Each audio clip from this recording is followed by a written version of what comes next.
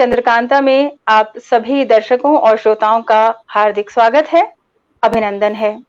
मैं चंद्रकांता, कार्यक्रम की सूत्रधार, और कार्यक्रम में आज हमारे साथ मुख्य अतिथि हैं, संवाद के लिए उपस्थित हैं व्यंग्यश्री डॉक्टर प्रेम जन्मेजय जी।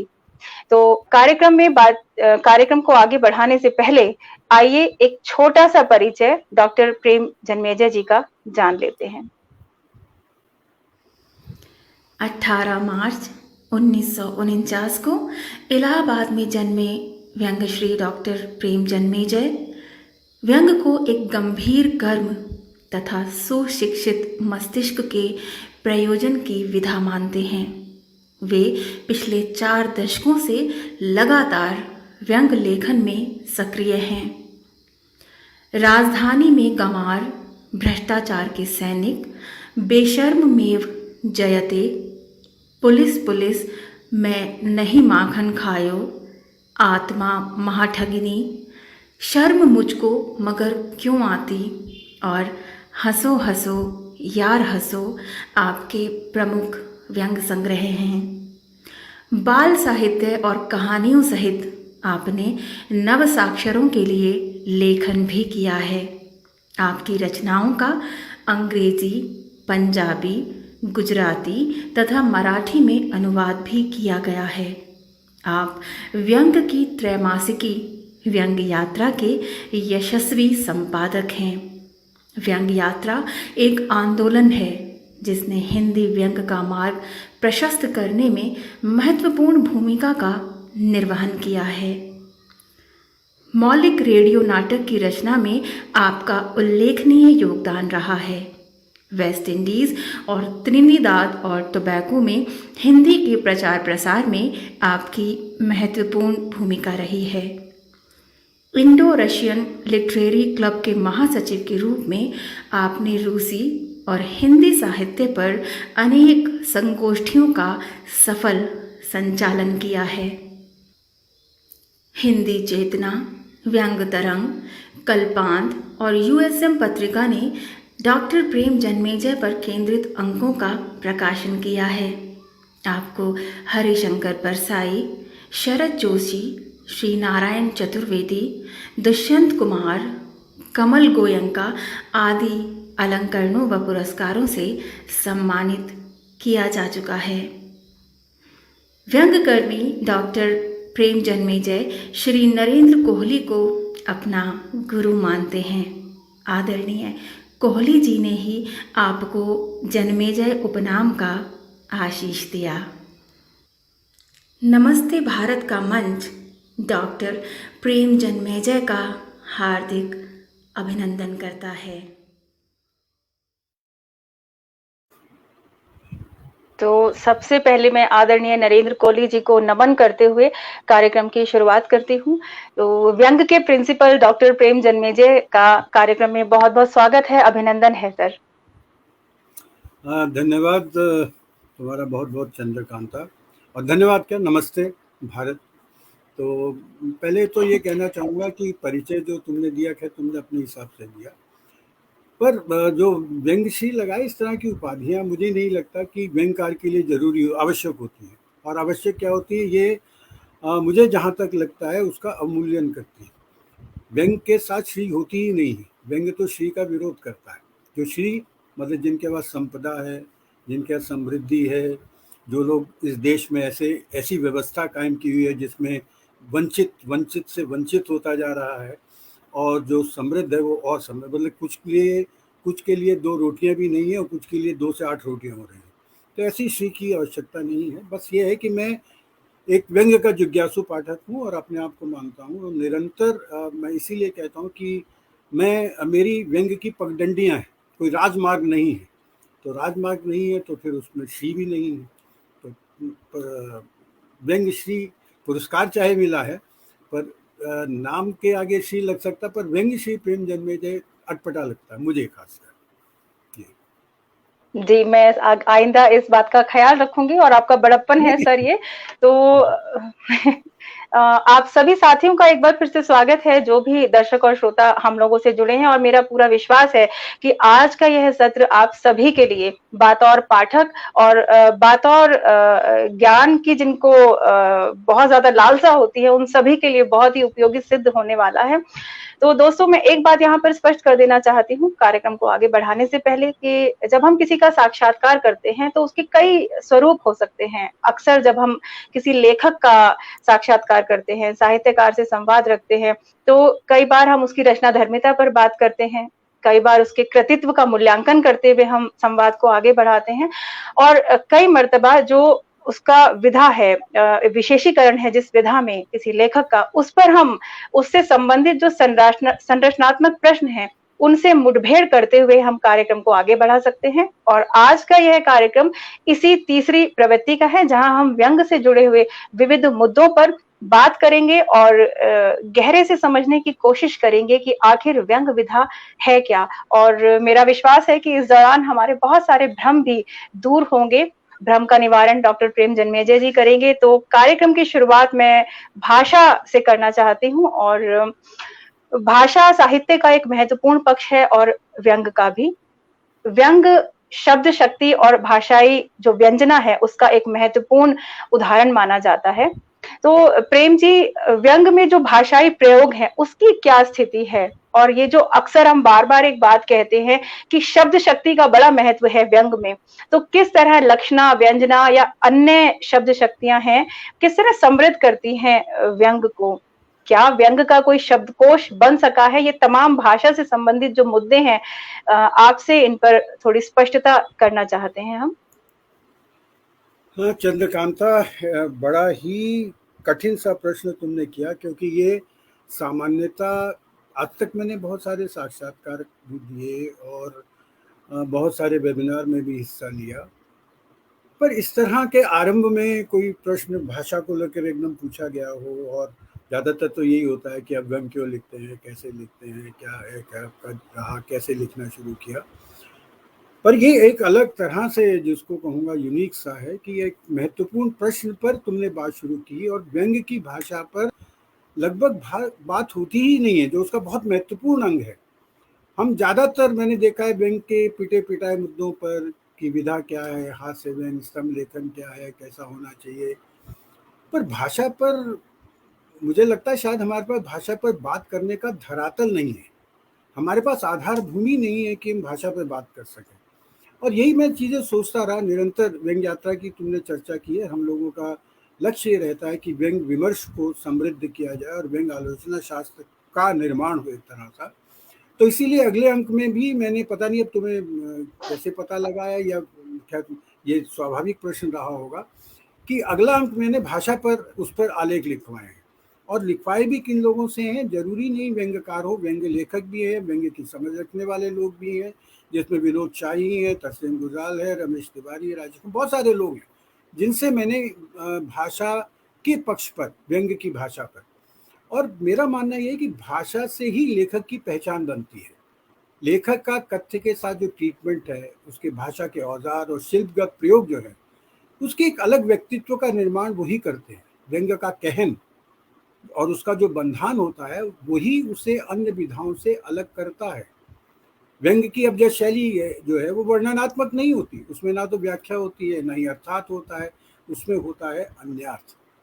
वह शब्दों को उसके रूढ़ अर्थ से, जो उसके रूढ़ अर्थ जो अब तक चल रहे हैं, उससे च्युत कर कर एक व्यंग्यार्थ देता है। जैसे तुमने लक्षणा और व्यंजना की बात की, तो लक्षणा जो है जरूरी नहीं है कि वो व्यंग्यार्थ दे आपको।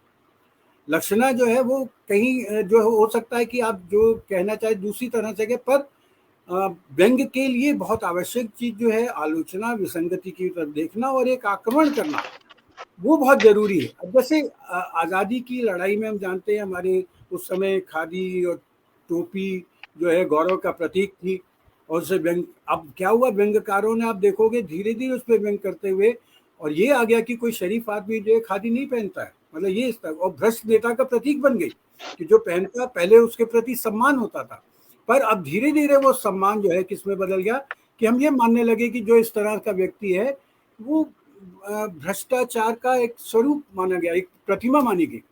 जी। दूसरा मेरा मानना ये है कि भाषा और विषय का चयन किसी भी रचना के लिए महत्वपूर्ण है, जरूरी नहीं व्यंग की। और आपकी भाषा में कलात्मकता और संप्रेषणीयता अगर नहीं है, कलात्मक भी होनी चाहिए, क्योंकि आप रचना लिख रहे हैं, आप रिपोर्टिंग नहीं कर रहे हैं। अगर ज्यादातर चीजें देखेंगे हमारे यहाँ रचनाएं जो एक तरह की रिपोर्टिंग होके आ रही है, तो अगर ये कल्पना कलात्मकता और संप्रेषणीयता नहीं है तो आपकी रचना पाठक तक नहीं पहुंचेगी। और व्यंग की लोकप्रियता का जो व्यंग लोकप्रियता हुई है उसका कारण यही है कि उसमें विषय के अनुकूल संप्रेषणीय भाषा का सार्थक प्रयोग किया। व्यंग रचना उलझाव में नहीं, सुलझाव में यकीन रखती है। सुलझान में। भाषा और शैली रचना को रचना बनाती है, उसे स्टेटमेंट होने से बचाती है, सबसे बड़ी बात है। और व्यंग की सबसे बड़ी शक्ति भाषा और चिंतन है, और यही आपके लिखे को श्रेष्ठ करती है, और इसी के कारण आपका लिखा कूड़ा भी होता है। और मेरा मानना यह है व्यंगकार के लिए कि कहूंगा कि व्यंगकार को भाषा की दृष्टि से मित वही होना चाहिए, या कहूं कंजूस और मक्खी चूस होना चाहिए, जैसे मक्खी चूस होता है। क्यों? उसको भाषा का कहीं ये नहीं कि अर्थात मैं ये कह रहा था व्याख्या करने लग जाए, कम से कम शब्दों में अपनी बात को कहे। और उसके शब्दों को बाणों की शक्ति तभी मिलेगी, क्योंकि हम कहते हैं व्यंग बाण, तभी मिलेगी जब वह उसकी शक्ति से परिचित होगा। जब तक आप भाषा की शक्ति से परिचित नहीं होंगे तब तक जो है आपको उसकी ताकत कैसे मिल जाएगी। और अभी तुमने ये कहा था व्यंग को लेकर, जो शक्तियों को लेकर, तो व्यंग रचना का अन्यार्थ जो होता है वो और रचना में भी अन्यार्थ हो सकता है, जैसे वक्रोक्ति भी में भी हो सकता है उस तरह का, पर इसमें प्रखरता होती है। और इसके अभाव में अगर ये प्रखरता नहीं है उसमें, तो रचना का चरित्र बदल जाता है। व्यंग को पहचान देने के में जो कथ्य का जो ट्रीटमेंट है, उसमें मैं मानता हूँ भाषा एक महत्वपूर्ण तत्व है, और यही भाषा रचना में प्रयुक्त किए गए उपमानों और रूपकों का स्वर बदल देती है, उसे एक नए रूप में प्रस्तुत करती है। जैसे मतलब मैं उदाहरण दे देता हूँ, फिर तुम बीच में जो क्षेपक प्रश्न करना चाहो कर लेना। हम सब ने परसाई को पढ़ा है, मैं परसाई का इसलिए उदाहरण दे रहा हूँ, और उसके बाद एक और बात भी कहूँगा कि हम लोगों ने सबको परसाई को पढ़ा है, और इसलिए वो मेरी बात जल्दी समझ जाएंगे। और उनकी एक रचना भी पढ़ी है, माता दिन चांद पर, वो भी सबने पढ़ी, हर व्यंग प्रेमी ने पढ़ी होगी। ये जो भाषा को, जो लोग भाषा को शुष्क घोषित करते हैं व्यंग की भाषा को, वह इस उदाहरण को पढ़ने के बाद निश्चित रूप से अपनी सोच भी बदलेंगे। अब इसमें क्या है कि पुलिस कर्मचारियों के बीच खड़े नेता का एक बिंब है, रूपक के माध्यम से वो कथ्य को बता रहे हैं, और वो अधिक प्रखर होता है। मतलब परसाई क्या कह रहे हैं उस दृश्य का वर्णन करते हुए कि बड़ा सुंदर दृश्य होता है, आगे पुलिस, पीछे पुलिस, बाएं पुलिस, दाएं पुलिस, और बीच में ये कमल मुस्कुराता चला जाता है। एक सूखा सरोवर है जिसमें खाकी लहरें उठ रही हैं, खाकी लहरों के बीच में ये कमल खिलता है। ये देखो अन्यार्थ है इसमें, जो कमल और वो प्रतीकात्मक लिए, पर अगर आप जानते हैं खाकी किसका प्रतीक है, अगर आप जानते हैं कीचड़ में जो वाले कमल कौन है, तो आप उस अन्यार्थ और व्यंग को तब समझ सकते हैं। इसीलिए मैं कहता हूँ कि व्यंग एक सुशिक्षित मस्तिष्क की विधा है, उसको आप तभी पकड़ पाएंगे, अन्यथा नहीं पकड़ पाएंगे। अब एक बात में एक वजह और ध्यान आ गया, आपने परसाई का सुना, परसाई को हम सब जानते हैं, पर एक नाम अगर मैं लूंगा कि अशोक शुक्ल, तो मुझे लगता है कि अनेक लोग जो है शोकग्रस्त हो जाएंगे कि भैया ये कौन सा नाम आ गया। और जब पूछूंगा कि उनको पढ़ा है, तो वो अपनी नहीं दूसरों की भी बगले झाँकने लगेंगे, मुझे नहीं लगता, क्योंकि अनपढ़ता हमारे व्यंग समय का एक बहुत बड़ा गुण माना जा रहा है। रचना उत्पादन के युग में जब हमारे पास अपना पढ़ने का समय नहीं है, तो आपके युवा मन में सही भाव ठीक है, मतलब आप ठीक सोच रहे हैं कि मैं बुजुर्ग जो है लेखक 70 पर, हमारे यहाँ कहते हैं पंजाबी में 70 पर 17 बतरा हो जाता है, तो मैं 17 बतरा हो गया हूँगा, तभी मैं अशोक शुक्ल को पढ़ता हूँ, उनका उदाहरण दे रहा हूँ। और जब हमारा देश जो है 75 पर आ गया है और वो भी 17 बतरा दिख रहा है मुझे, तो मेरा क्या कसूर है, मैं भी 17 बतरा हो जाता हूँ। तो खैर ये क्षेपक त्याग कर मैं अपनी मूल बात पर आता हूँ। अशोक शुक्ल ने 2 व्यंग उपन्यास लिखे थे, हड़ताल हरि कथा और प्रोफेसर पुराण। अब किसी शब्द को व्यंग्यार्थ कैसे प्रदान किया जाता है, भाषा का शिल्प क्या है और कैसा होना चाहिए, सादृश्य संबंधों द्वारा व्यंग की अभिव्यक्ति में शक्ति की वृद्धि कैसे की जा सकती है, और भाषा के किस तरह के प्रयोग से हम अपने शब्दकोश को, जिस शब्दकोश की अभी तुमने बात की, उसको हम कैसे विकसित कर सकते हैं। अगर इन चीजों को देखना है तो ये सुनिए, उन्होंने यहाँ पर आरंभ में वंदना की है, क्योंकि प्रोफेसर पुराण से लिया है, प्रोफेसर की वंदना की है, और उसके साथ जुड़े जुड़े अब इसमें एक बड़ा व्यंग भी है। जो मैंने अंश चुना वो साहित्यिक संपादकों का है, समझ लो मैं अपने ऊपर व्यंग कर रहा हूँ। तो उसको जो है उन्होंने लिखा है, उसकी उनकी उद्धरण को मैं सामने लाता हूँ। वो कहते हैं, मैं वंदना करता हूँ उन साहित्यिक संपादकों की जो साहित्यिक पत्रिकाओं का घरेलू पत्रिकाएं बनाने का श्रम साध्य प्रयत्न करते हैं, जो सिने स्तंभों में तारिकाओं के नंगे चित्र छापकर बड़े विरक्त भाव से मुस्कुराते हैं, जो सुंदरियों के नाम की रचनाएं उसी निर्लिप्त भाव से स्वीकार कर लेते हैं जिस भाव से चुंगी चौकी का दरोगा साहब चवन्नी लेकर छोटे बड़े नोट जो नए लेखकों के नाम से उसी प्रकार चौंकते हैं जिस प्रकार पड़ोसी के लड़के का नाम सुन सुंदरी कन्या का बाप जो रचना का शीर्षक देखकर उसकी अच्छाई बुराई उसी प्रकार जान लेते हैं जिस प्रकार सड़क किनारे बैठा ज्योतिषी भाग्य में फंसे यजमान का भविष्य। जिन महापुरुषों को देखकर साहित्य की रुचि वैसी ही भागती है जैसे बाघ को देखकर बकरी। आप कह सकते हैं, मतलब इन सारी बीचों में कह सकते हैं कि ये प्रयोग जो है, जो मैं आपको उदाहरण समाप्त हुआ, जो प्रयोग जो मैं बता रहा हूँ, तो ये प्रयोग मैंने उनके लिए। अब आप तुम ये भी कह सकती हो कि भाई आपने अपनी रचना का प्रयोग किया, आप ऐसा कुछ नहीं करते हैं क्या। मैं मतलब खैर उसमें आत्मश्लाघा हो जाती है जब आप कहते हैं कि भाई आप क्यों नहीं करते हैं, आपने इस तरह की भाषा का क्या प्रयोग नहीं किया है। ऐसा नहीं है कि मैंने अपना लिखा जो है उसके बारे में कई लोगों ने, और खासकर रमेश उपाध्याय का मैं जिक्र करना चाहूँगा। उन्होंने मेरी भाषा के बारे में कभी कहा था कि प्रेम जन्मे जी की एक बड़ी विशेषता है कि वह कथ्य के अनुरूप भाषा बदलते हैं, और यही कारण है कि एक व्यंग की भाषा दूसरे व्यंग की भाषा से अलग दिखाई देती है। कई बार एक ही व्यंग में भाषा के अनेक शेड दिखाई देते हैं। और इसी तरह से आदरणीय डॉक्टर कोहली का तुमने नाम लिया, उन्होंने भी मेरी व्यंग्य भाषा की प्रशंसा की थी। तो मेरा मानना ये है चंद्रकांता कि व्यंग की भाषा जिस पर हम बहुत काम करते हैं, हम अधिकांशतः किस पे काम करते हैं आजकल देखेंगे अगर आप, तो हमारे अधिकांशतः तो एक विषय मिला, कोई भी तात्कालिक विषय, हम उस पर टूट पड़े, उसमें कैसी भाषा का प्रयोग, ये नहीं है। हमें तो तत्काल 700-800 शब्दों की रचना लिखनी है और उसको भेज देनी है, उसको दोबारा पढ़ने का कष्ट भी नहीं करना। इसलिए तभी मैंने कहा कि व्यंग की भाषा का जो सवाल है, और ये बहुत महत्वपूर्ण सवाल है, और मुझे लगता है कि थोड़ा सा लोगों को शुष्क भी लग रहा होगा कि भाई ये व्यक्ति शुरू में ही इस तरह से शास्त्रीय बातें करने लग गया है, पर इसका कारण तुम ही हो, तुमने इस तरह का सवाल भी उसी तरह से किया। क्या जी जी, धन्यवाद सर। हालांकि आपने जो भी संदर्भ दिए, बातचीत की, उससे और भी कई सारे प्रश्न, जैसे लघु कथा का भी आपने कहा, मितव्यता भी जरूरी होती है व्यंग में, लेकिन अगर इन सब प्रश्नों के फेर में पड़े तो जो एक मेरा जो पैटर्न है जिसपे मैंने तैयार किया है आपका प्रश्न पत्र, वो थोड़ा सा इधर उधर हो जाएगा, तो हम उसी पर रहते हैं और गद्य की बात करते हैं थोड़ा सा। कि व्यंग को एक लंबा समय लगा है स्वतंत्र साहित्यिक विधा के रूप में स्वीकृत होने में, खुद को स्थापित करने में। तमाम जो साहित्य की और विधाएं हैं, संस्मरण है, रेखा चित्र है, यात्रा वृत्तांत है, नाटक है, रिपोर्ताज है, उसमें क्या व्यंग ने उस पर भी काम किया है? क्या व्यंग विधा में ये सब भी लिखे गए हैं? अब वही है, मतलब बड़े तुम्हारे प्रश्न जो है सीधे आक्रमण करने व्यंग की तरह के प्रश्न हैं, और अलग तरह से, मतलब ये कई बार होता है कि जब मुकाबला होता है आमने सामने होता है, पर कई बार क्या होता है इधर से बाएं से भी तीर आता है, दाएं से भी तीर आता है, जो आप लक्ष्य भी नहीं, सोच भी नहीं सकते थे उस तरह से। तो ये भी मैं मानता हूँ कि एक बहुत महत्वपूर्ण सवाल है, और कहूँ कि एक अनछुआ सा है। मतलब कम से कम मुझसे आज तक किसी ने ऐसा सवाल नहीं किया है। मैंने अनेक साक्षात्कार दिए हैं, पर इस प्रश्न का कभी मैंने उत्तर नहीं दिया, और उत्तर इसलिए नहीं दिया क्योंकि मुझसे प्रश्न पूछा नहीं गया।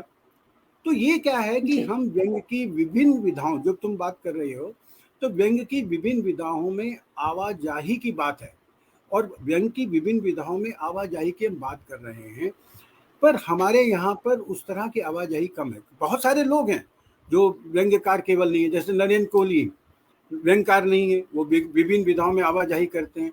श्रीलाल जी, अब हम उनको व्यंग्यकार मानते हैं, जबकि उनका व्यंग्य उपन्यास जो राग दरबारी है या विश्राम का संत के उपन्यास, तो अगर आप देखें मकान अलग तरह का। और वो राग दरबारी को शायद तुम्हें मालूम होगा कि जब उनसे मैंने बातचीत की थी तो मैंने उनसे राग दरबारी के बारे में बात की, उसकी प्रशंसा की, तो उन्होंने कहा नहीं थे, राग दरबारी तो एक डॉक्यूमेंटेड नावल है, मतलब जिसको पूरा व्यंग्य समाज एक आदर्श मानता है। वो कहते मेरा सबसे बढ़िया उपन्यास जो है वो मकान है, वो इसको अपना नहीं मानते, और उसको डॉक्यूमेंटेड नावल, मतलब ये उन्होंने कहा।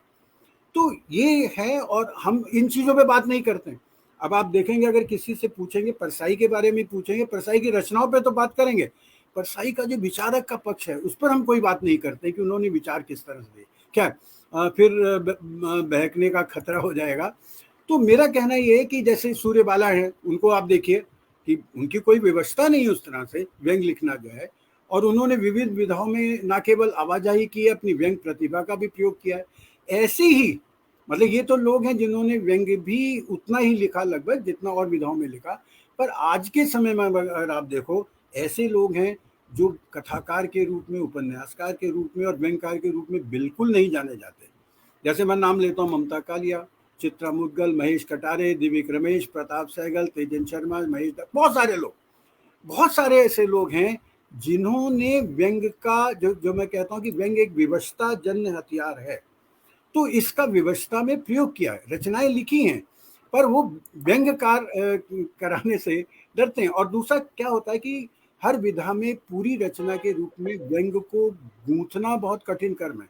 तुमने विभिन्न विधाओं की बात कही है ना, तो हर विधा में पूरी रचना के रूप में व्यंग्य आए, ये बहुत कठिन कर्म है, ये कठिन रचनात्मक प्रक्रिया है।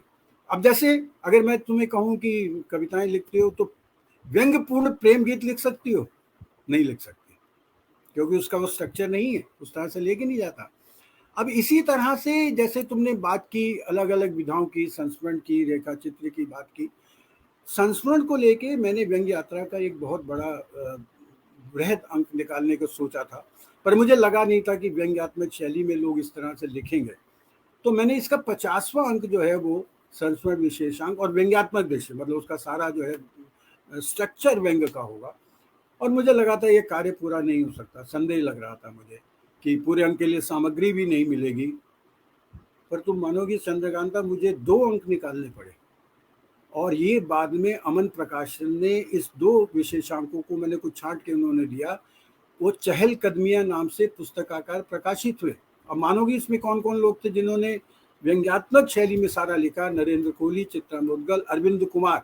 अरविंद कुमार वो जिन्होंने थिसारस लिखा, अरविंद कुमार जिनकी बेचारों की निधन हो गया, रमेश उपाध्याय, आबिद सूर्ती, प्रदीप पंत, यशवंत व्यास, ज्ञान चतुर्वेदी, सुरेश कांत, गिरीश पांडे, बहुत सारे लोग, पिलकेंद्र अरोड़ा, कमलेश भारतीय, ललित ललित, संजीव निगम, फारूक अफरीदी, अनूप शुक्ल, संतोष त्रिवेदी, सुशील, बहुत सारे, अतुल चतुर्वेदी, मतलब लगभग 60 जैसे लोगों ने इस पर संस्मरण लिखे। तो संस्मरण जो है उन्होंने लिखे व्यंग्यात्मक रूप से। और यहीं पर मैं एक बात और जोड़ना चाहूंगा, बीच में बाद में अपनी बात उससे पूरी हो जाएगी संस्मरण को लेकर जो मैं कह रहा हूँ, कि मैंने एक जगह कहा भी था संस्मरण लेखन में बहुत बड़े खतरे हैं।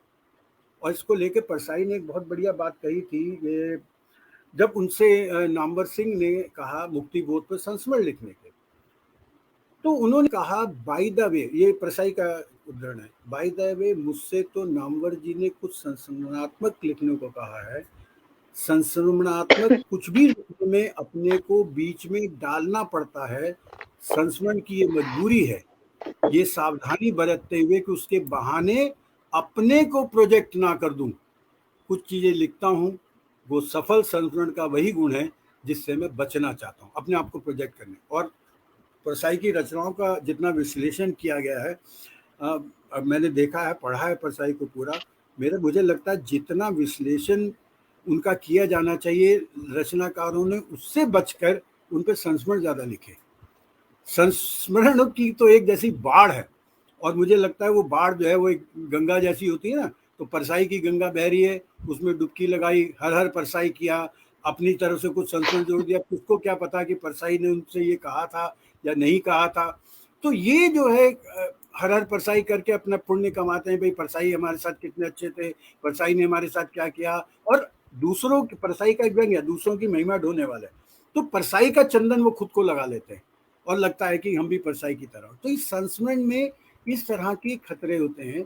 तो मेरा कहना यह है कि संस्मरण के नाम पर अपने या दूसरे के जीवन के विवरण प्रस्तुत करने वालों के लिए संस्मरण एक सहज और सरल विधा है, पर जो रचनाकर्मी अच्छी रचना के रूप में अपनी लेखकी दृष्टि और मानवीय जीवन मूल्यों के लिए रचनात्मक दृष्टिकोण से लिखता है, उसके लिए संस्मरण बहुत कठिन विधा है और दूसरे का चंदन अपने माथे पर मिल के लगाया जा सकता है। मैंने इसके बाद मैंने और प्रयोग किए, जैसे परसाई, शरद जोशी, रविन्द्रनाथ त्यागी, यज्ञ शर्मा, गोपाल चतुर्वेदी, नरेंद्र कोहली, जो व्यंग्यकार हैं, और मेरे समय के जो लोग थे, ज्ञान चतुर्वेदी, हरीश नवल, सुरेश कांत, इन लोगों पे मैंने फिर किताब लिखी थी संस्मरण इर्दम गिर्दम अहम संग्रामी। और ये भी जो है संस्मरण में, मतलब मैंने जो अपना थोड़ा बता रहा हूँ कि कैसे लिखा इसको, तो ये भी अमन प्रकाशन से आई। और फिर अभी मैंने एक लिखी है, वो भी व्यंग्यात्मक शैली में है, स्मृतियन के घाट पर जन्मेजय चंदन घिसे, एक समन्वय प्रकाशन है, वहाँ से आ रही है, जिसमें मैंने अपने समय के, जैसे जिनको आप व्यंग्यकार के रूप में नहीं जानते हैं, जिनके व्यंग्य योगदान के बारे में नहीं जानते, जैसे डॉक्टर विजेंद्र स्नातक है, जैसे डॉक्टर नगेंद्र हैं, जैसे कमल किशोर गोयनका हैं, जैसे इसी उसमें जो है तेजेंद्र शर्मा है, उन पर संस्मरण है, सुधा ओम ढींगरा है, उन पर संस्मरण है। तो बहुत सारे ऐसे लोग, अशोक चक्रधर पर मेरा एक संस्मरणात्मक है, नंदन जी पर है। तो ऐसे बहुत सारे लोग हैं जिन पर मैंने संस्मरण लिखा है, और ये बहुत जल्दी किताब जो है वो आने वाली है उस रूप में। तो संस्मरण, और इसी तरह से जैसे तुमने अन्य विधाओं की भी चर्चा की है कि अन्य विधाओं में व्यंग्य का हस्तक्षेप बहुत कम है, कि व्यंग्य में अगर आप वैसे उसमें देखो, साक्षात्कार भी जो हो रहे हैं आजकल, अभी राहुल देव इसमें बहुत बड़ा काम कर रहे हैं, उसमें भी व्यंग्य का तेवर दिख रहा है। प्रश्न और उत्तर की भाषा शैली बदल जाती है वहां पर जाके, परंतु अन्य विधाओं में हस्तक्षेप बहुत कम है। मैं चाहता हूं कि युवा व्यंग्यकार ये हस्तक्षेप करें, रेखा चित्र या जिन चीजों की वो अभी अखबारों के स्तंभों का पेट भरने में और तात्कालिक सुख उठाने में लगे हुए हैं, मेरी इच्छा ये है कि वो लोग जो है एक बड़ा काम करें इस तरह से। तो ये जी। तो आशा है जो भी लोग सुन रहे होंगे और इस प्रेम जी ने जो निवेदन आग्रह किया है उसको ख्याल में रखेंगे, और सामयिक विषयों के अतिरिक्त ये जो व्यंग्य की जो संरचनात्मक और भी जो विधाएं हैं उन पर लिखने की कोशिश करेंगे। प्रेम सर, आपको नहीं लगता कि हम इसलिए जो हमारे वरिष्ठ व्यंग्यकार हैं उन्हें कार्यशालाओं का आयोजन करना चाहिए, ताकि एक जो समझ है वो व्यंग्य को लेकर वो बने, और ये जो कुछ भी लिखने वाली चीज व्यंग्य में चल रही है उससे निजात मिले? कहीं ना कहीं व्यंग्य का बहुत नुकसान ये चीज कर रही है। तुमने अभी चर्चा की थी व्यंग्य यात्रा की, तो हमने जबलपुर से इस तरह की कार्यशालाओं के आयोजन किए, और बहुत सारी हिमाचल में भी की हमने, मुंबई में भी की, और इसी तरह से गुजरात में, अहमदाबाद में भी की, बहुत सारी जगह हमने वो की। और वहाँ पे जो लोग आए उन लोगों का कहना ये था कि निश्चित रूप से ये एक तरह की हमारी वर्कशॉप जो है, ये एक तरह से विद्यालय जहाँ हम सीखते हैं। तो ये ललित और हमारे रणविजय, ये लोग साथ हैं, युवा पीढ़ी को मैंने साथ लिया हुआ है और समझ आता है उनके बारे में। तो वहाँ पे कार्यशालाएं में सिर्फ ये नहीं होता है कि आप व्यंग्य पाठ करिए, वहाँ पर व्यंग्य पर बातचीत होती है। ऐसे ही एक बहुत बड़ा आयोजन, और मैं सोच रहा हूँ उस तरह का एक आयोजन और किया जाए। मैंने उत्तर प्रदेश संस्थान, हिंदी संस्थान ने मुझे कहा था कि आप आयोजन करें, पैसा हम देंगे। मैंने पैसा नहीं लिया उनसे, मैंने साहित्य अकादमी को दिया, तो उनके आयोजन से, और अभी भी लोग उसको याद करते हैं। तो उस समय भी हमने व्यंग्य पाठ कैसा किया जाए, जिसकी अध्यक्षता नरेंद्र कोहली ने की थी, सुभाष चंद्र भी थे, तो वो एक कार्यशाला आयोजित की। तो जितने कार्यशाला में 18-20 जो लोग आए भी थे, इस समय बड़े अच्छे व्यंग्यकार हैं, उनसे पूछिएगा, और लोग याद करते हैं। अभी मेरा कृष्ण कुमार आशु जो वो याद कर रहे थे उस सारी कार्यशाला के, और वो लगातार कह रहे ऐसी और की जाए। तो मैं मानता हूँ, इसीलिए मैं सिर्फ व्यंग्य यात्रा को पत्रिका तक सीमित नहीं किया, हम लोगों ने उसको जो है कोशिश की है कि उसको एक कार्यशाला के रूप में, और ज़्यादा लोग अगर हम तक नहीं पहुँचे, हम लोगों तक पहुँचे। और मैं सोच नहीं सकता था कि कुल्लू में सूरज ठाकुर जो है इतना अच्छा व्यंग्य लिखते हैं, वहाँ पे गए तो वहाँ पता लगा व्यंग्य के और सारे लोग, गंगाराम राजी को हमने बुलाया था, उनको देखने में आपको लगेगा नहीं कि व्यंग्यकार का स्वरूप है, पर व्यंग्य पर आकर जो उन्होंने बात की थी वो अलग तरह की थी। तो इस तरह के लोग हैं। आपके यहाँ सुदर्शन वशिष्ठ हैं, मुझे लगा चुपके से चुप चुप के लिखते रहते हैं। तो इस तरह के हमारे यहाँ क्या है कि ज़्यादातर चर्चाएं, जो एक बहुत बड़ा मैं कहूँ अपराध है व्यंग्य आलोचना का, कि हमारे यहाँ ज़्यादातर चर्चाएं 2-4 नामों में सीमित कर ली जाती है। और ये बहुत पहले से चल रहा है। जब था कि सूर सूर तुलसी शशि उड़गन केवल केशव दास, बाकी के सभी खद्योत्सम। अब ये जो चल गया है ना, तो उसमें क्या है कि आप, और वो सुविधा होती है, आलोचक को सुविधा होती है। एक हिंदी के व्यंग्य के आलोचक को ये बड़ी बड़ी सुविधा है कि अगर मुझे व्यंग्य पर बात करनी है तो परसाई शरद जोशी शरद इन लोगों पे बात करूंगा, श्रीलाल चुप पे, मैं लतीफ घोंगी पे बात नहीं करूंगा, मैं जो है शंकर पुनतांबेकर पे बात नहीं करूंगा, मैं गोपाल चतुर्वेदी पे बात नहीं करूंगा, मैं नरेंद्र कोहली पे बात नहीं करूंगा, क्योंकि मुझे सुविधा है, मुझे उनको पढ़ना पड़ता है नहीं तो हमारे यहाँ पर ये जो चीज़ें आ रही हैं, ये मुझे लगता है कि ये बहुत ही एक तरह की खतरनाक चीज़ है। और इसी के कारण बहुत सारे ऐसे लोग, अभी व्यंग्य यात्रा के हमने ऐसे ही अंक निकाले जो उपेक्षित हैं, जिस तरह से यहाँ पे अरविंद विद्रोही हैं, उनको आप उस तरह के व्यंग्य, जबकि उन्होंने व्यंग्य बहुत अच्छा लिखा। इसी तरह से जबलपुर से, इसी तरह से मतलब ऐसे लोगों पर, अब अरविंद तिवारी हैं, उन्होंने इतने अच्छे उपन्यास लिखे हैं, पर उनका उपन्यास कर्म ना जाने किस तरह से उसको पृष्ठभूमि में डाल दिया जाता है। इसी तरह से जो है पिलकेंद्र का भी नाम लिया, तो व्यंग्य पर बहुत अच्छा काम कर रहे हैं और आलोचनात्मक दृष्टि से कर रहे हैं, पर आलोचना की जब बात करेंगे आप उनका नाम नहीं लेंगे। तो ये जो सीमित और हमारा दृष्टिकोण होता जा रहा है, तो मैं हर एक से चाहूँगा कि अपना दृष्टिकोण व्यापक रखें, और वो व्यापक तभी होगा जब आप इन चीज़ों को पढ़ेंगे, इन चीज़ों को देखेंगे। जी, बिल्कुल। तमाम नामों के बीच पिलकेंद्र जी को मैं जानती हूँ और उन्हें एक बार फिर से आभार व्यक्त करना चाहती हूँ आज इस कार्यक्रम के माध्यम से, कि परसाई जयंती विशेष पर जो 2 दिवसीय सत्र था उसमें जी उन्होंने बहुत मदद की थी, बहुत सहयोग किया था, और उसके लिए उनका धन्यवाद। वे वाक़ई में एक अच्छा काम कर रहे हैं।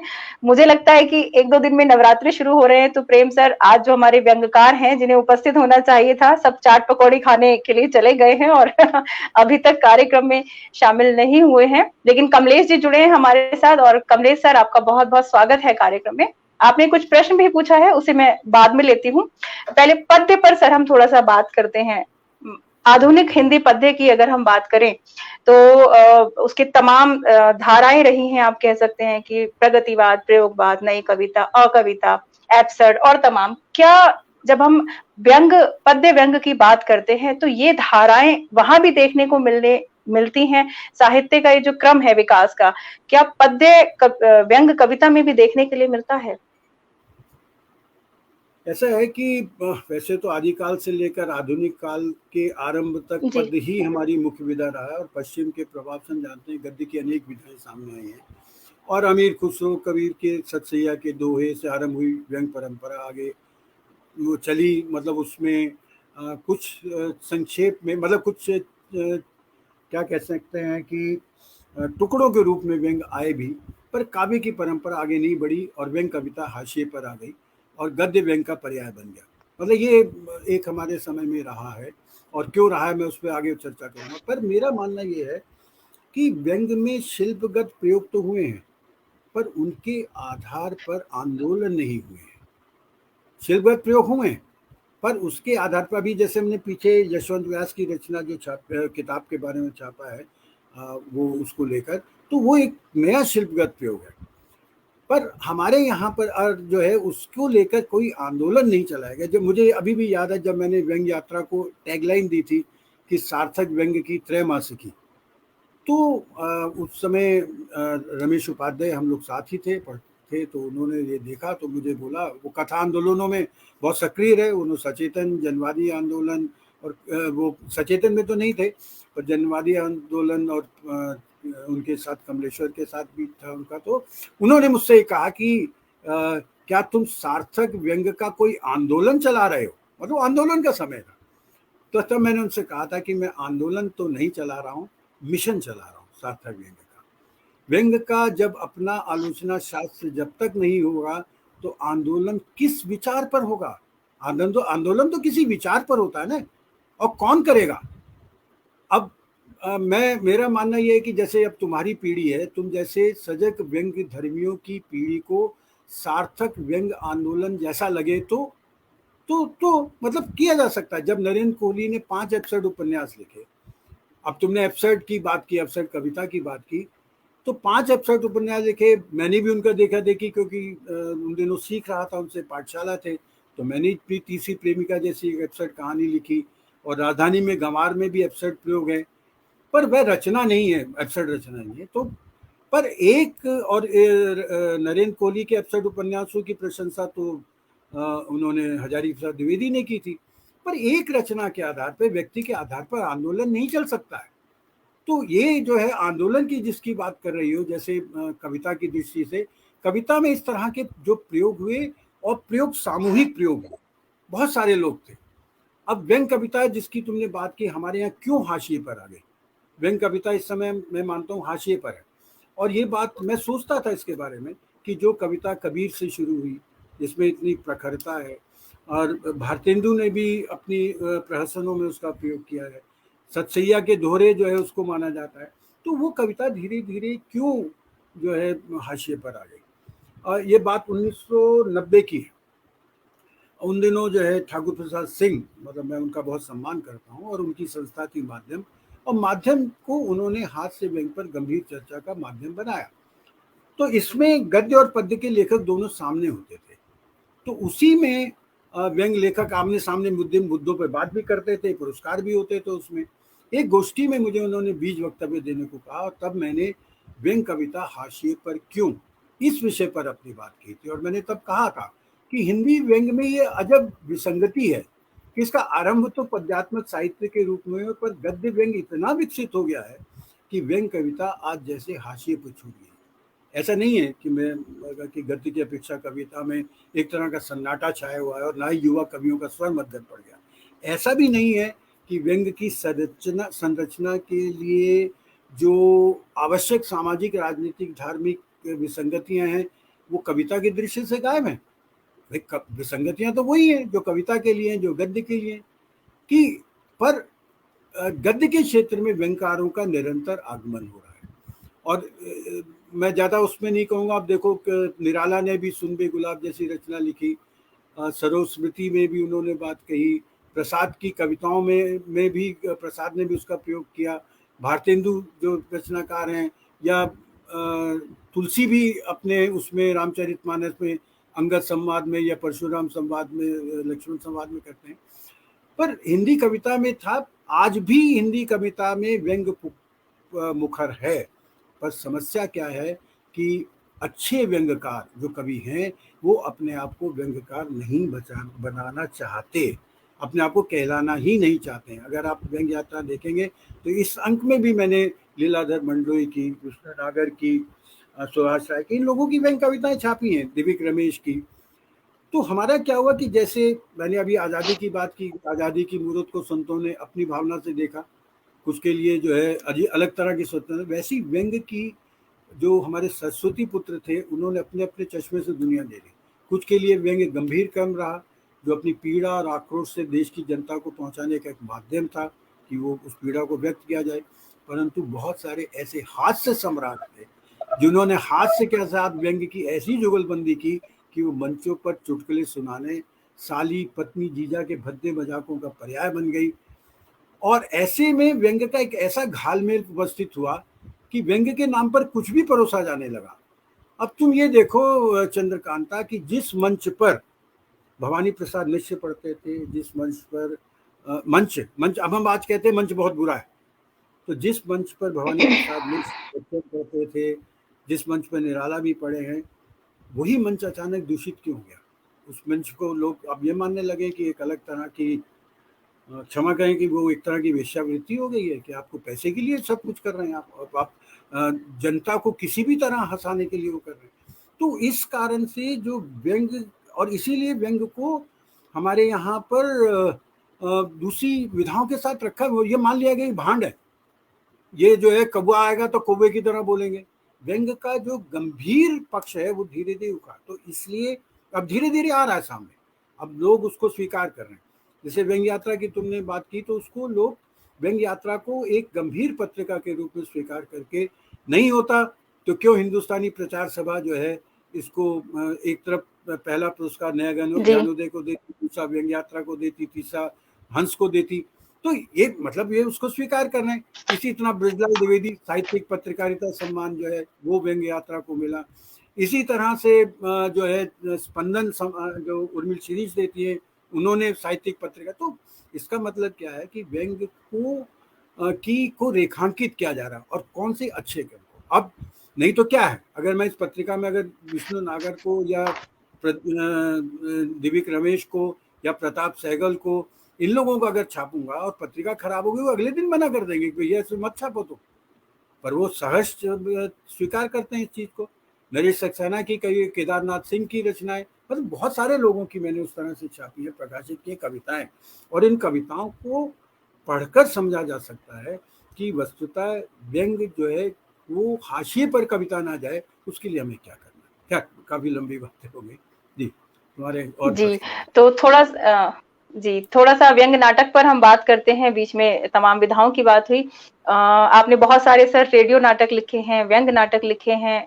सीता अपहरण केस जो बहुत ही चर्चित आपका एक नाटक रहा है, उसके मंचन पर कई बार प्रतिबंध लगाया गया है या उसका विरोध किया गया है। उसमें जो मिथि प्रयोग हैं, सीता, राम, मारीच, इस सब तमाम वजहों से। तो जैसा कि हम अक्सर पढ़ते हैं, सुनते हैं और व्यंग्य लिखते भी हैं, तो जानते हैं कि व्यंग्य जो लिखना है एक बहुत जोखिम का काम है। इस तरह के जब प्रतिबंध जैसा आपके नाटक पर लगाया गया, तो क्या कभी आपकी जो व्यंग्य रचना धर्मिता है, इस तरह की चीजों से प्रभावित हुई? ऐसा है कि ये नहीं है कि प्रतिबंध जो है सीता अपहरण केस पे लगाया, पर मेरे एक नाटक पे लगाया गया, जिसके कारण पूरा नाट्य समारोह जो है वो रद्द करना पड़ा था।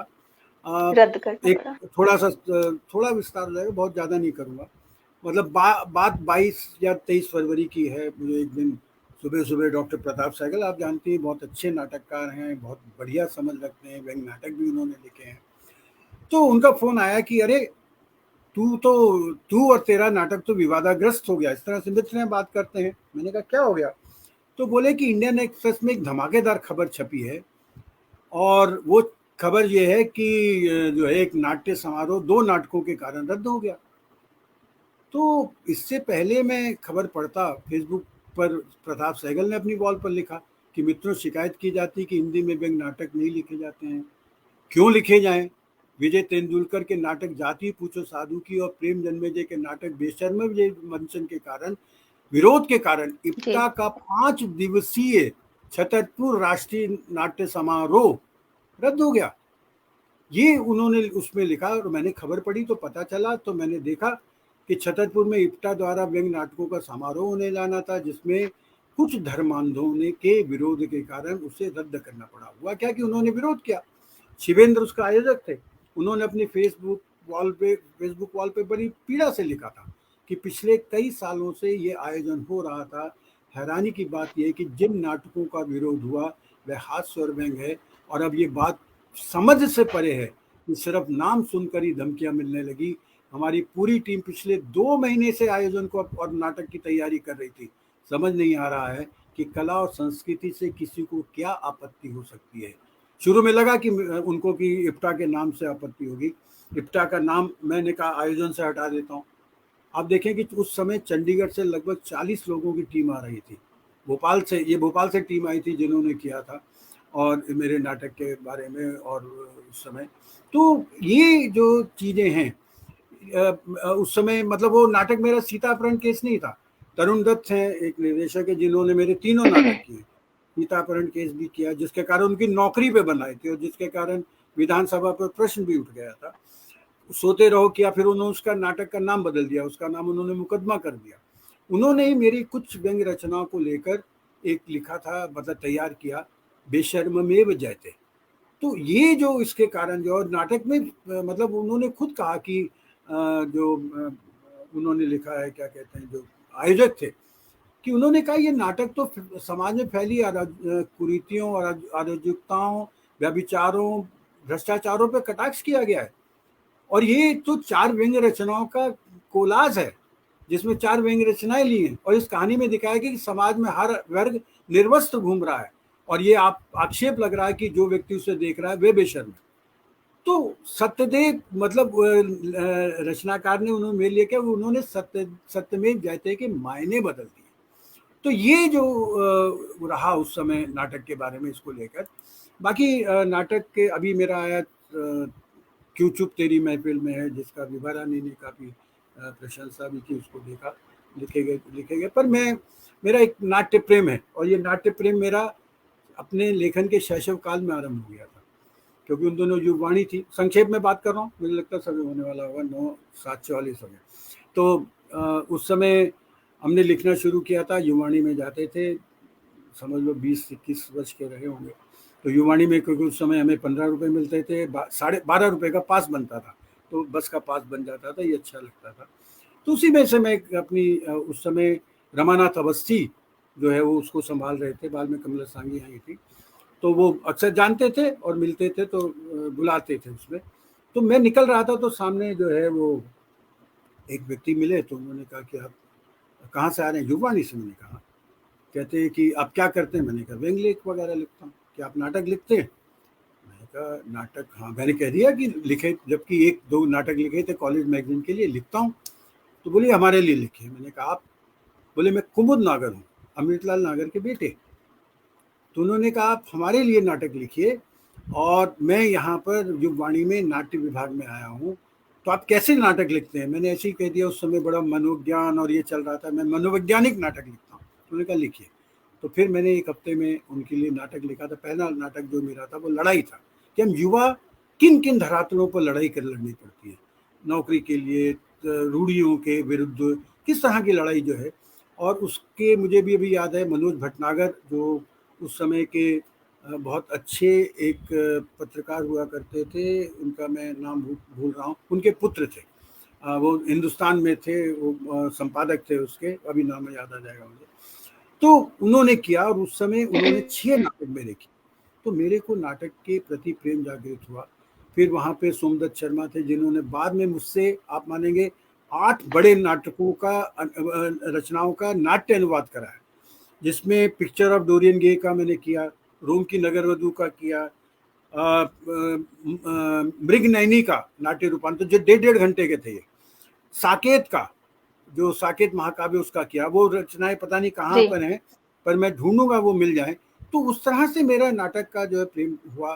फिर ये जो रचना है सीता अपहरण के, एक सिर्फ रचना थी छोटी सी, पर इसको शमसुल इस्लाम जो थे उन्होंने देखा, पढ़ा, कह रहे इसमें तो नाट्य संभावना है, हम इसको खेलते हैं। उन्होंने खेला, मुझे बुलाया, मुझे लगा वाकई में। तो उसको पहले मैंने आधे घंटे का बनाया, फिर 1 घंटे का बनाया, फिर 1.5 घंटे का नाटक बनाया। ऐसे ही मेरा सोते रहो भी जो है वो एक रचना पर आधारित है। ये जो क्यों चुप तेरी महफिल में, ये कई रचनाओं पर आधारित है। तो ये जो इस तरह से नाटक मुझे करना भी अच्छा रहा। मैंने निर्देशन भी किए, नाटक लिखना, नाटक देखना अच्छा रहा। तो ये एक अलग तरह का, जैसे संस्मरण लिखने वाला व्यक्तित्व तुमने देखा मेरा, जिसमें मैंने इरदम गिरदम या चहलकदमियाँ या भी जो कृति आ रही है, ऐसे ही मेरा व्यंग्यकार का एक नाटक का रूप है, कि जिसमें मैं उस रूप में अभी एक नाटक और मेरे चल रहा है इस समय, तो उस पर मैं काम कर रहा हूँ। अगर व्यंग्य यात्रा का काम चल रहा है, वो उसने अगर समय दिया तो जल्दी खत्म हो जाएगा। जी जी, तो कमलेश जी लगातार साथ बने हुए हैं आज। और सर जैसे कि एक व्यंग जी, जी मैं तो ये कह रहा था व्यंग पे बात हुई कि हाँ, नहीं, मैं ये कह रहा था कमलेश भारतीय जो है, मैंने उनको आरंभ से देखा है, जिस तरह से वो भी एक योद्धा के रूप में, सब लघु कथा को अगर आप ले लें उसके बारे में, और पत्रकार, इतने सजग पत्रकार हैं, मतलब मैं उनसे बात करता हूँ और मैं सोचता हूँ इस पर कुछ करूँगा, वो तब तक कर चुके होते हैं। तो ऐसे व्यक्ति वैसे बहुत खतरनाक मित्र होते हैं, आप सोचें उनसे बात करें और तब तक वो कर चुके होते हैं। तो बहुत सारे उनसे कर चुके होते हैं। हाँ जी जी, तो जैसे अभी बात हुई कि व्यंग जो है बहुत जोखिम का काम है, क्योंकि सीधे-सीधे कटाक्ष होता है। कार्टून भी कुछ इसी तरह की विधा है, और मुझे लगता है कि दोनों का जो व्यंग और कार्टून का सेंस ऑफ ह्यूमर है, वो लगभग एक ही जैसा होता है। थोड़ा-सा सर आपसे कार्टून और व्यंग का कोई संबंध अगर बनता है, तो उस पर जानना चाहती हूँ। किस तरह से आप इनके संबंध को देखते हैं? कार्टून और व्यंग का मतलब मुझे एक फिर वही अलग तरह का तुमने एक सवाल किया है। पर मुझे ये लगता है कि कार्टून और व्यंग जो दोनों ही ये मेरे हिसाब से ये विधा जो है, हम अपनी बात को रेखाओं में कहते हैं पर उसके शब्द बना के कहते हैं, जी और एक कार्टून का जो जी है उसको उसको एक कलाकृति बना के कहता है। लक्ष्य दोनों का एक ही है। अगर लक्ष्य की दृष्टि से देखें, अगर उसकी क्या कहते हैं कि जो उसकी सामाजिक सरोकारों की दृष्टि से देखें, उसकी रचना धर्मिता की दृष्टि से देखें, तो वो एक ही है, पर माध्यम दोनों के अलग अलग हैं। वो हम रेखाओं से शब्द बनाते हैं, वो रेखाओं से चित्र बनाता है। और मुझे अभी भी आज भी मैं कई बार टाइम्स ऑफ इंडिया पढ़ता हूँ तो उसमें देखता हूँ कि आज भी लक्ष्मण के कार्टून जो है उनको रिप्रोड्यूस किया जाता है, और आज भी वो हमारे समय की बात कह रहे हैं। सबसे बड़ी बात ये है, नहीं तो कार्टून में भी ये तात्कालिकता बहुत आ जाती है, पर आज भी अगर आप देखेंगे लक्ष्मण की वो सारे कार्टून जो है वो कब लिखे, कब उनको ड्रॉ किया गया, उसमें शब्द भी है, उसमें रेखा चित्र भी है, पर वो हमारे समय पर इतना बेहतरीन व्यंग, इतना प्रखर व्यंग करते हैं।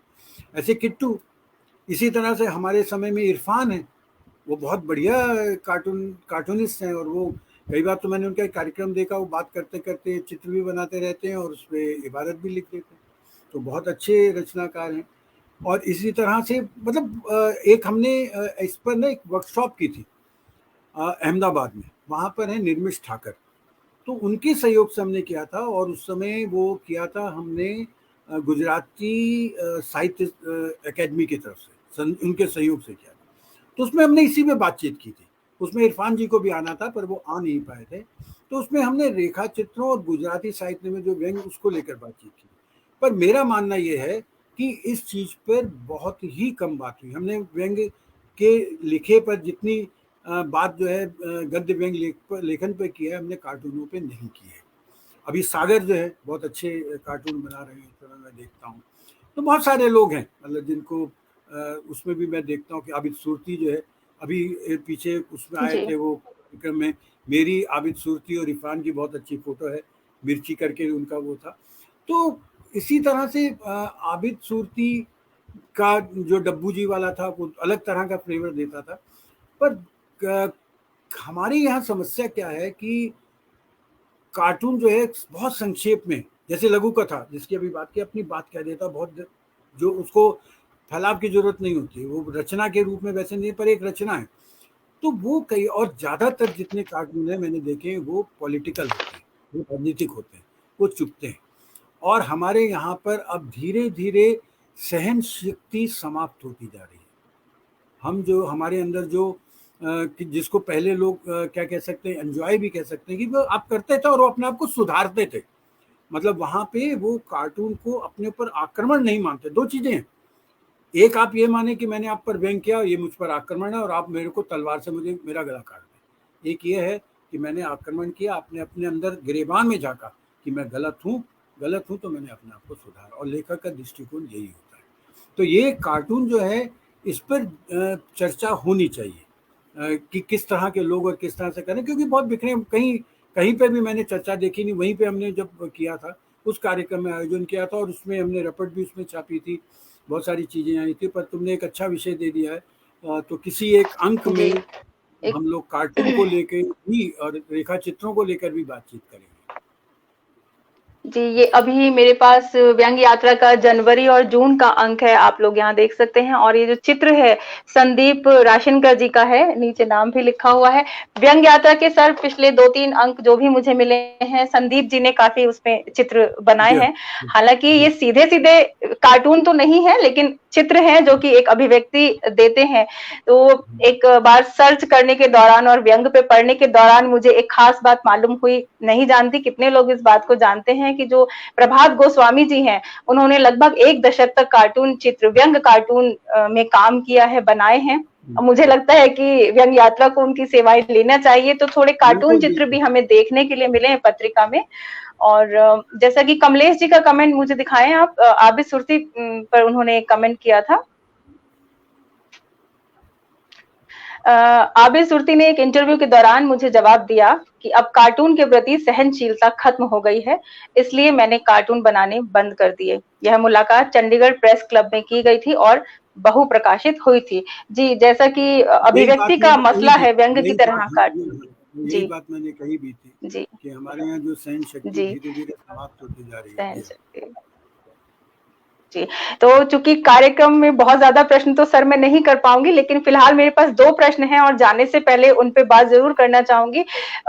पिछले 3 दशकों में जब से भूमंडलीकरण हुआ है, साथ-साथ एक जो पारिस्थितिकी बोध है साहित्य में वह भी आया है, एक ग्रीन थॉट या हरित दर्शन जिसे हम कहें। तो क्या व्यंग में भी कोई हरित व्यंग या हरित दर्शन या पारिस्थितिकी बोध जैसी कोई बात है? पर्यावरण पर क्या लोगों ने व्यंग लिखे हैं कभी? एक जरूरी मुद्दा है। आ, वही है, मतलब ये जो प्रश्न तुमने उठाया है, जो मतलब ग्रीन या हरित व्यंग या जिसको आप कह सकते हैं जी।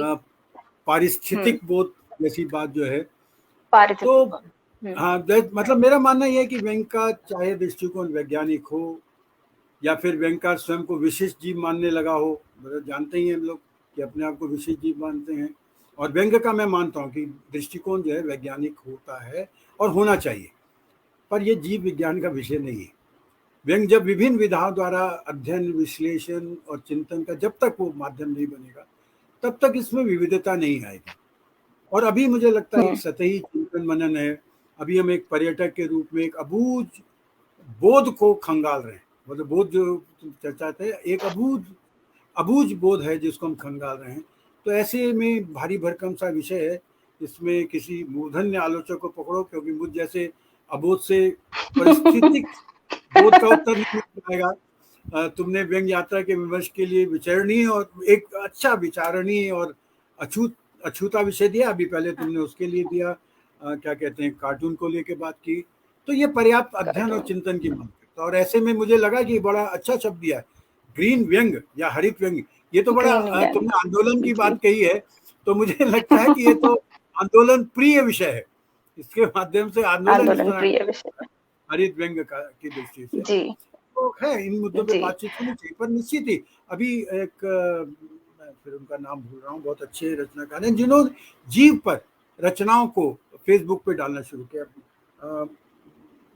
वहाँ के हैं ये बाराबंकी के, शायद मूसा, नाम भूल रहा हूँ मैं अभी। तो उन्होंने बहुत अच्छी तरह से इस चीज़ों को लिया है, लोकप्रिय किया जीवों पर जो व्यंग लिखे जा रहे हैं। जैसे मैंने चिंकारा होने की आज़ादी इसको लिया था कि चिंकारा जिसकी मृत्यु हो गई और आज तक उसको जो है न्याय नहीं मिला। ये हमारी न्याय व्यवस्था है, 22 वर्ष हो गए हैं और उसको न्याय नहीं मिला। और तो यही है कि हमारे यहाँ चिंकारों को कभी न्याय नहीं मिलता है। जो चिंकारा है, जो दलित है, वंचित है, बाकी को बड़ी जल्दी आपको किसी भी कोर्ट में जाकर न्याय मिल जाएगा, क्योंकि हमारे यहाँ पर चंद्रकांता तुम्हें बताऊं, न्याय मिलता नहीं है, न्याय हमारे यहाँ खरीदना पड़ता है, सबसे बड़ी दिक्कत है। तो इस कारण से हमारे यहाँ पर जो चिंकारा की तरह वंचित है वो न्याय नहीं खरीद सकता है और उसको न्याय नहीं मिलता है। ये उसको जीव के माध्यम से मैंने, और वो उससे वो प्रश्न करते हैं, वो जो मर के चला जाता है, तो चित्रगुप्त कहते हैं कि भाई तुमने इतने कष्ट सहे हैं और इतने दिनों बाद तुम्हारा, उसका 20 वर्ष के बाद नंबर आता है वहाँ, तो कहता है नंबर आया, तुम बताओ तुम अगले जन्म में क्या बनना चाहते हो, कौन सी योनि चाहिए, और निश्चित ही मानव योनि। कहता नहीं, ये मानव योनि नहीं जानना मैं जाना चाहता, क्योंकि आप मनुष्य को मनुष्य बनाते हैं, पर मानव योनि में जाते ही वो हिंदू, सिख, ईसाई, मुस्लिम बन जाता है। और मैं बिना धर्म और जाति के ही रहना चाहता हूँ।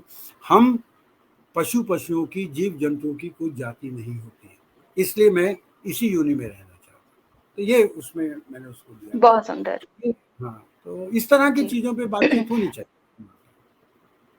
जी, तो आशा है कि व्यंग यात्रा के आने वाले दिनों के जो अंक हैं, इस तरह का विमर्श भी लेकर आएंगे और एक बहुत विस्तार जो है व्यंग विधा को मिलेगा, क्योंकि व्यंग का भी एक पारिस्थितिकी बोध क्या है ये हम लोगों को पता चलना चाहिए कि कुछ अलग हटकर भी व्यंग सोचता है, व्यंग में भी विविधता है।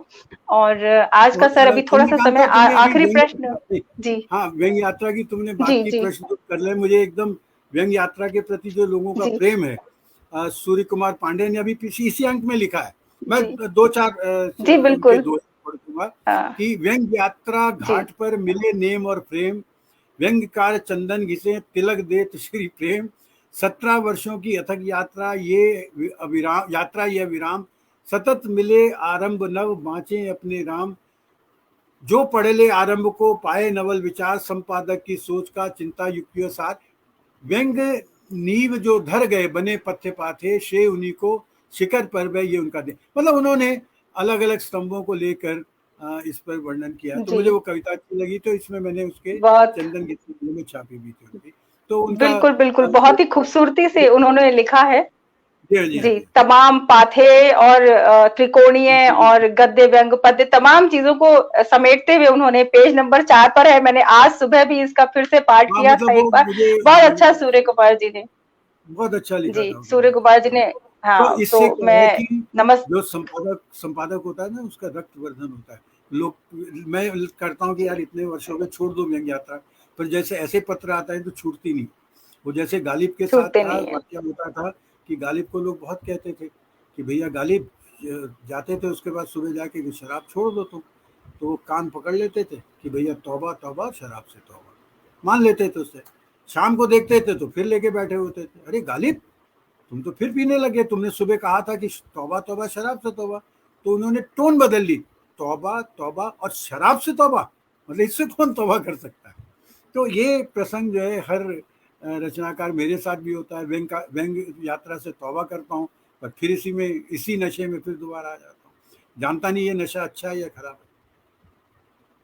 जी, कमलेश जी ने लिखा है कि 17 साल की हो गई है और बिल्कुल अगले वर्ष व्यंग यात्रा बालिग होने वाली है। कानूनी और साहित्यिक रूप से बालिग हो जाएगी, 18 साल की हो जाएगी, और तब उस पर हम जरूर एक अलग से सत्र रखेंगे। सर, समय हो चुका है, लेकिन एक मेरा आखिरी प्रश्न है, आप अगर इजाजत दें तो जी 5 मिनट में उसे खत्म करते हैं।